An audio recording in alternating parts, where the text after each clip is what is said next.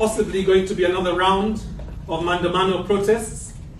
And what we are saying is that we have not forgotten the impact and the violence of the first set of protests. And therefore, we do not want to see a repeat of what we saw in March.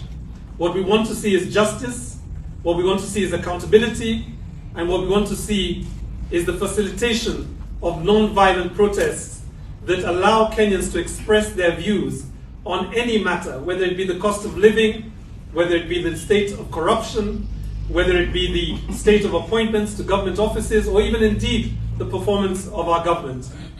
So the question we have to ask ourselves today as a nation is whether, as we turn to Madaraka Day tomorrow and the threat of more Maandamano protests, is whether we will continue to see the disproportionate and illegal use of force against citizens who are either exercising their right to Article 37 of the Constitution, or are simply caught in the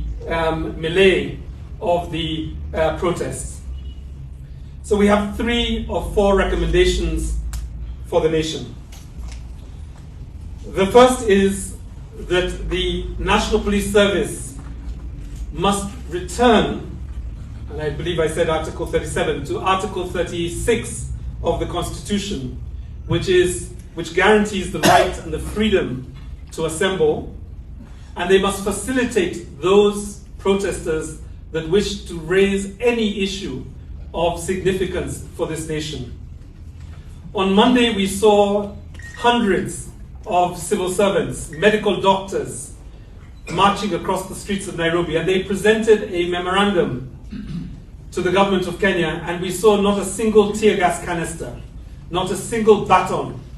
The delays in the conclusion of the investigations into the events that we have described